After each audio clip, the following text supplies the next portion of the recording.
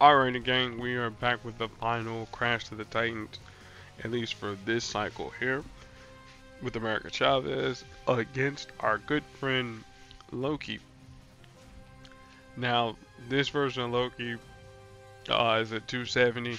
Again, his overall stats don't really matter. Uh, Powers do kind of matter for the most part. Uh, Black is trickery. It costs 11. It's kind of irrelevant for the fight unless you're using supports that create attack. I mean, not attack, strike or projectiles. But what it does, if you have strikes and projectiles on the board, it will reverse them to be the opposite type. So if you have strike tiles on the board, they become projectiles. You have projectiles on the board, they become strike tiles for Loki. And since it's at level 5, it'll convert anything, or I should say everything, of those types on the board. His purple ability, I don't know why I was about to call it yellow, but I can clearly see it's purple. It does a swap of tiles for 5 purple AP. Obviously, you know, doesn't give you. I mean, it gives you AP after cascades and all the tiles have settled on the board. And then the ability that we have to worry about the most is his green ability, which it's a passive. Anytime that we make a match 4 or greater, Loki will create a 2-turn countdown tile on the color that we matched on. And when those tiles reach 0, it'll steal AP and random AP pools and give them to Loki. So we gotta worry about his countdown tiles, and we gotta worry about his purple ability too. You know, making some board swaps and whatnot. As far as affiliations go, he's Dark Avengers, I think. I know his villains. So for some reason, I was thinking he's Dark Avengers, but that's comic book me thinking. All right, America Chavez. We're gonna roll with my weak America Chavez here at level 70, cause yeah, the 370, yeah, that wouldn't that'd be kind of boring to say the least. It's almost 32,000 health. Yeah, that'd be really boring really quick. But her abilities real quick. Her red abilities punch everyone. The one thing you'll notice about America, all of her abilities are passive. So increased match damage by percentages for every AP that she has in that color. Again, higher levels, more match damage that she has. Very simple. Ticket to the Multiverse is her second passive ability. Whenever she makes a match 4 or greater, she'll create 2 trap tiles on the board in the colors that you made the match in. And then if you have at least trap tiles in 3 different colors, then she'll remove them all, deal damage to the target, and then generate 3 AP in those colors. So example would be if you match, or if you have trap tiles on green, you have it on purple, and you have it on blue, then she'll gain 3 AP in all those colors there. Finally, her green ability, Fear Not Mi Gente. If you have at least 3 or more AP more than what your opponent has. So example would be if Loki has 4 AP in yellow and we have at least like 9 AP in yellow, then what we're gonna do, we're gonna create at least in 3 colors, my bad. So it'll be, since we said yellow, we'll say black, and then we'll go, we'll go blue again. So if we have at least more AP in those 3 colors there, then we'll create a critical tile. But if we have at least 5 colors, and this also includes your team ups as well, then it'll also deal damage. So the main thing we want is a critical tile to convert, you know, the basic tile into a critical tile, match the critical tile, go from there. Now, as far as her affiliations, which we do need to look at, it is Heroes, Young Avengers, A-Force, and Multiversal. Not A-Force, but A-Force. Alright, the main strategy here, you're going to try and boost up all of her AP, and you're going to try and make as many matches as you can in her strongest colors, or just colors in general. You may or may not be able to get her yellow passive to kick in, because since they're trap tiles, they'll be overwritten by Loki's countdown tiles. So there's that. Again, we will use the 370 should the level 70, which I put some levels up into it. Why not? 188, yeah, why not? We put it at 188, and then like I said, no boost, because this is one of the few fights that, yeah, actually having boost, yeah, it does make a difference. So I'm gonna shut up and let my matches do the talking.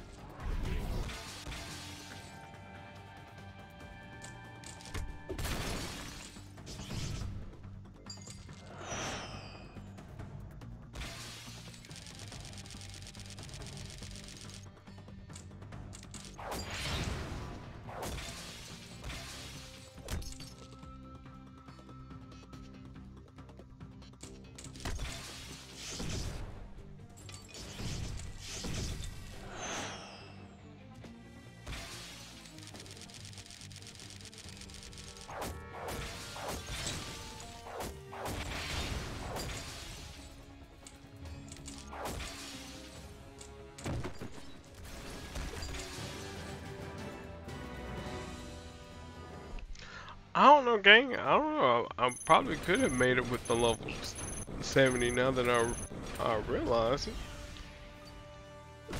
Is that with Loki's health and whatnot, but again, be that as it may, you know, hey, fight's over with. Can't, you know, can't change things there. So as you can see here, the Taco Vault suite, again, a little bit of a cheat here. Is that America is, again, she's the last character. You notice her tag is Young Avengers, right? There's MODOK. What is his says? Aim Overlord. So there are no characters that have, you know, Z. So again, this is the end of the Crash of the Titans here. Again, for this year here, well, for this cycle, but now 2023 until whenever the next cycle ends, so until it could be 2020, 2025 when the cycle ends, 2026, depending upon whether or not we get, well, I mean, we're gonna get more 4 stars in the game, just whether or not the game closes by then. As far as people to pair up America Chavez with, again, since she likes critical tiles, purely in 4-star land, her Karnak and probably and Ghost probably your best bets. Because again, America, all of our stuff is passive, so all you're doing is stocking up AP, Karnak.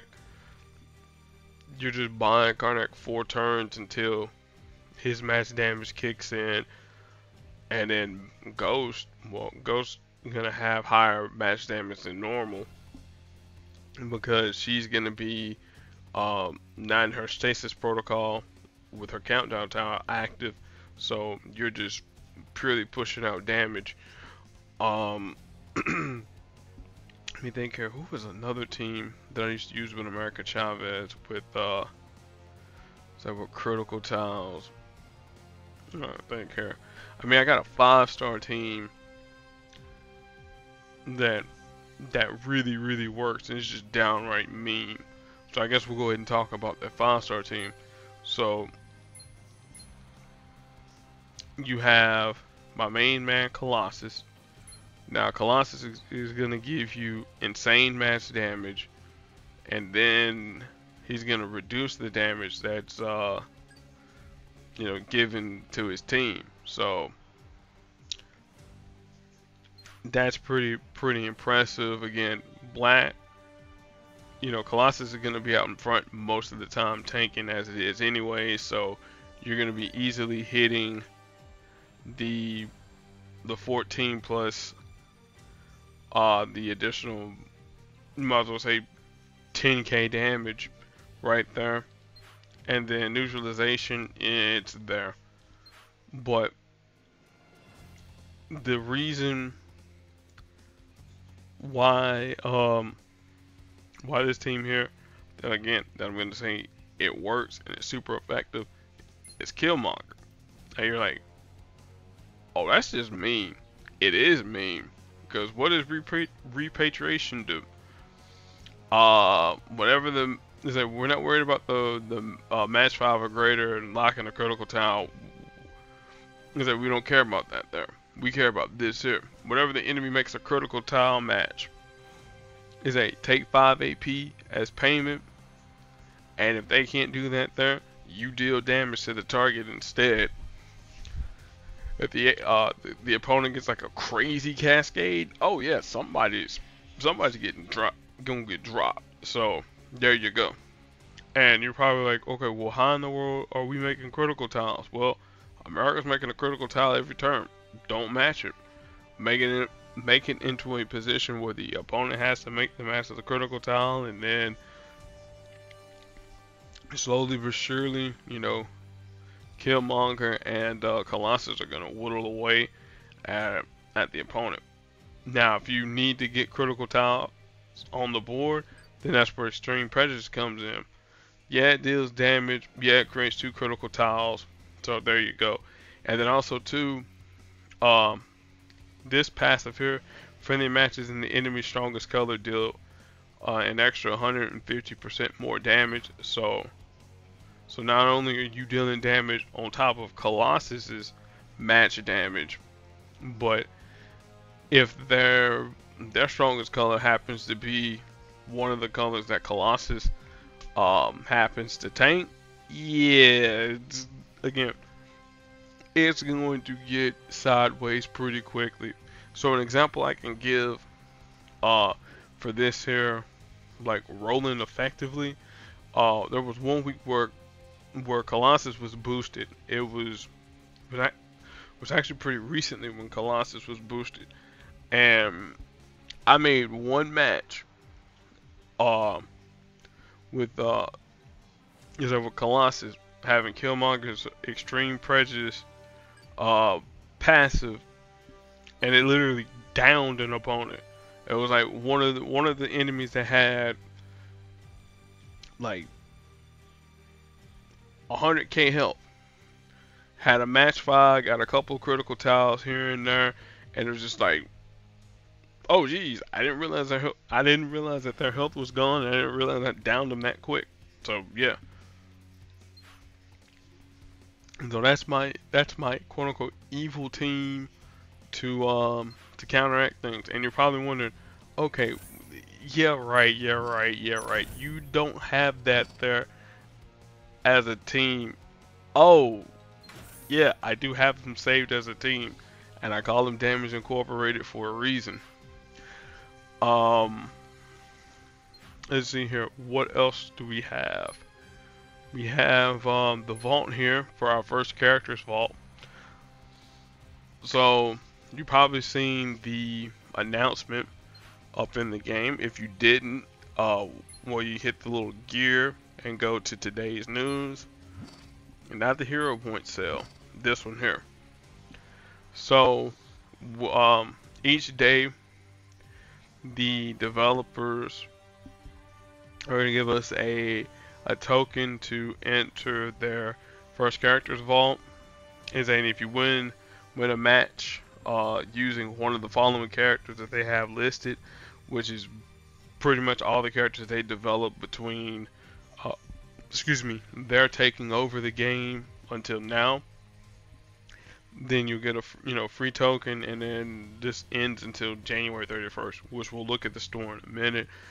Again, the 3-star and 5-star version of Arcade, there you go. The 3-star and 5-star version of Emma Frost, the 3-star and 5-star version of Hitmonkey, the 4-star Abomination, Deathlock, Dupe, Gore the God Butcher, Hulkling, Namora, Puck, Reptile, the 4-star and 5-star version of She-Hulk, Spider-Man Oscorp, Chasm, Kamala Khan Origin, Riri Williams 3.0, and 4 Mighty Thor. Alright, now again, all you gotta do is just use one of the following characters on the list. Just probably don't use Puck, or maybe you would use Puck and sacrifice him with Thanos, just to make sure that you get your token. Abomination, we're going to talk about you in a few minutes because we're going to do your Welcome to Shield very soon. Like I said, you got your 3. At least I got 3 characters, or 3 tokens, because they gave you one for free, and then the following 2 were from the ones when I played yesterday and Saturday. So let's see what all we get. Hero points, which that is one of the things. So this is the other thing I neglected to say. So of all the covers that you have opportunities to get 5-star covers from out of here. That's from our good friend Arcade all the way up to Mighty Thor, and then your 4 stars, Abomination, all the way until Spider-Man, and then your 3 stars with Arcade, Hitmonkey, and Emma Frost. A couple legendary tokens, some mighty tokens, elite tokens, hero points, ISO 8, the usual stuff. So again, it's a good vault to try and chase after. If it's like getting yourself hero points is always a good thing. Again, would I prefer the coverage? Yeah, certainly, because again, all my characters could use lulls and covers. So yeah, that's gonna end this video here. We're gonna hop into Abomination's Welcome to Shield and go from there.